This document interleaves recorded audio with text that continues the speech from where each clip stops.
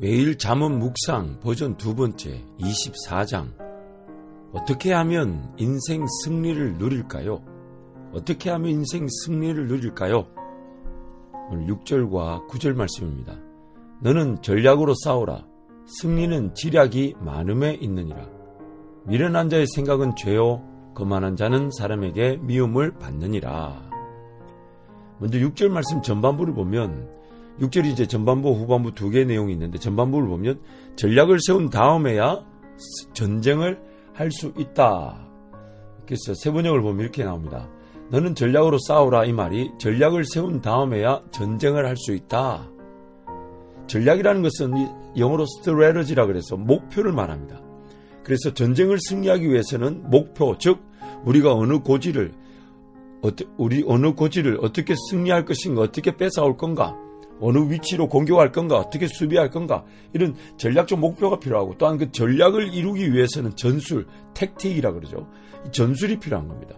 그 목표를 효율적으로 어떻게 성과를 낼 것인가, 승리가 되게 할 것인가, 이루고자 하는 일을 이루기 위한 방법, 그래서 이루기 위한 방법이 전술이고 이루기 위한 목표가 전략이 되는 것이죠. 그래서 지금 승리를 위해서는 전략으로 싸우라라고 이렇게 말합니다. 특히 우리 인생을 영적 승리로 영적 전쟁으로 비유하죠. 그래서 영적 전쟁의 터인 인생의 장에서 예수 그리스도 이름으로 함께 동행할 때 예수 그리스도 승리를 우리 맛보게 되는데, 여전히 우리는 그런 승리가 확보되어진 그러나 전쟁터에 있습니다. 욕심, 정욕, 마치 폐잔병들이 숨어서 기습으로 우리를 넘어뜨리고 쓰러뜨려 하는 것처럼 우리를 공격하고 있죠. 영적 대적 세력들이나 우리의 욕심, 정욕이 여전히 폐잔병처럼 우리를 공격하고 있는데, 너무 안타까운 것은 우리가 그게 미혹되어져서 쓰러지고 넘어진다는 것입니다. 그래서 인생이 당하는, 어쩌면 영적 전쟁터에 있는 인생이 당하는 가장 큰 어려움은 전략이 없이 무작정 삶이라는 전쟁터에 뛰어든다는 것입니다. 세상 리더십에서도 이렇게 말합니다. 아무것도 계획하지 않은 것 그 자체가 실패한 것이다. 목표는 꿈과 비전이 현실적으로 이루어지게 하는 반드시 필요한 단계인데, 우리가 오늘 삶을 살아갈 때에 삶을 계획하며 또한 그것을 전략 전술적 관점에서 꿈이나 비전을 세우고 또 그것을 어떻게 이루어갈지, 왜냐하면 꿈이나 비전은 이상적이지만은 또한 그것을 이루어가는 과정은 구체적이고 자세해지며 또 감당할 만한 수준, 그 모든 것들이 다 지혜로, 하나님의 지혜로 발견되어야 되는 것인데, 우리가 지금 그런 너무 전략 없이 또한 전술적 자세가 없이 삶을 살아가려고 한다는 것이죠. 그러다 보니까 무작정 삶을 살아야 한다는 부담감 주고 살 수가 있다는 것입니다. 적이 어떤 상태에 있는지, 또한 우리의 상태는 어떤지를 항상 살피고 그에 따른 전략을 세워 이렇게 공략하는 것, 인생을 대하는 법을 배워야 되는데, 우리는 자꾸만 무작정 살아보자는 식의 자세만을 가지고 삽니다. 그러다 보니까 삶이 어려워지죠.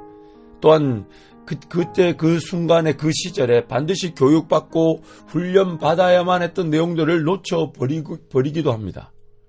그러다 보니 이 뭔가 삶의 체계나 또한 어떤 그 내용이 갖추어지지 않은, 즉 규모가 없는 삶이 되는 경우가 많게 되죠. 또한 단지 전략, 즉 목표가 없었고 계획이 없었을 뿐인데, 성경은 이렇게 말합니다. 죄인들은 죄 짓는 것을 계획하지 않고서도 죄를 짓고 죄 가운데 빠져 살아간다. 그래서 오늘 9절 미련한 자의 생각은 죄요, 거만한 자는 사람에게 미움을 받는다. 이 세 번역을 보면 어리석은 사람은 죄 짓는 것만 계획한다. 오만한 사람은 누구에게나 미움을 받는다. 결국 살아보고 난 다음에야 뭔가 이게 전략이 필요했고 전술이 필요했구나라는 걸 깨닫게 되는 경우도 많지만, 또한 깨닫지 못하는 경우도 더 많은 것 같습니다. 하나님께서는 우리의 성숙과 성장을 위해 감당할 길, 즉 현실적 수준에서의 목표와 이상적 수준에서의 목표를 가지고 계십니다. 하나님께서 우리의 삶 전체를 통해 정말 영광을 받으실 큰 목표의 자리, 이상적 목표도 있지만 또한 현실적 수준에서 하나의 징검다리를 건너가듯 그런 현실적 수준에서 목표도 가지고 계십니다. 안타까운 것은 하나님의 전략, 즉 목표가 죄인들의 불순종으로 인해 수정되는 경우도 있습니다. 물론 실패라고 볼 수 없는 것은 죄인인 자기 백성들의 영적 형편에서 최고의 꿈을 꾸시던 목표를 세우고 계시지만 또한 그것이 그들의 불순종으로 수정 보완되게 하시는 것이기에 이건 역시 은혜이죠. 가장 대표적인 예가 가나안 땅 정복을 목표로 삼으시고 출애굽시켜 주셨는데 그 백성이 가나안 땅 들어가기를 거절하고 불순종하였을 때 그들은 남은 삶을 광야에서 보낼 수밖에 없었습니다. 하나님이 그들을 향한 목표를 가지고 계셨지만은 그 백성들의 연약함으로 그것이 불순종될 때, 그러나 하나님 그럼에도 불구하고 그 불순종한 그 백성들을 포기하지 않으시고, 또한 그들의 길에서 또한 현실에 맞는 목표, 그래도 광야에서도 만나와 매출하기로 발이 부르트지 않고 의복이 해지지 않도록 함께 해 주셨던 것입니다.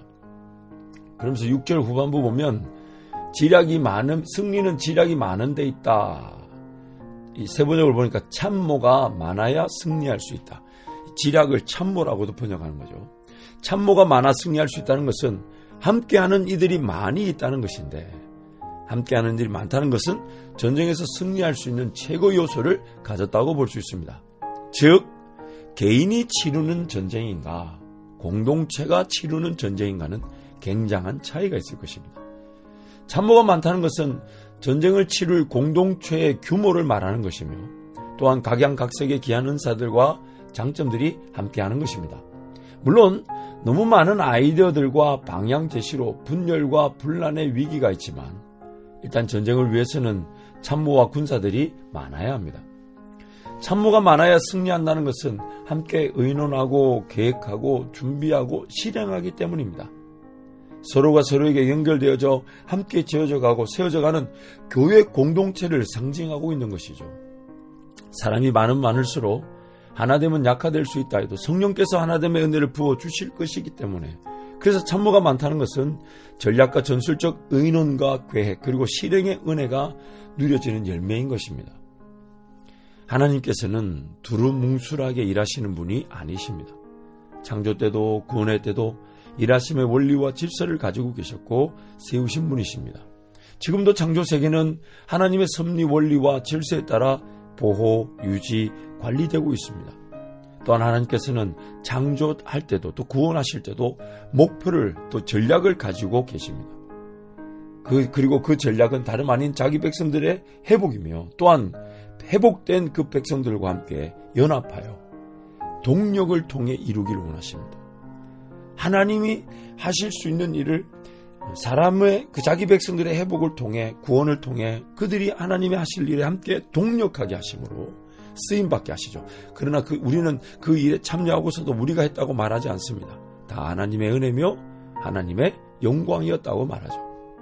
결국 참모로 쓰임받는 우리는 하나님의 일하심을 보게 되는 증인이 되고, 또 다른 누군가에게 그 하나님의 일하심을 소개하는 참모들이 되는 것입니다. 그래서 하나님은 지금 우리가 하나님의 참모들로 세워지길 원하시고 쓰임받길 원하시는 것입니다.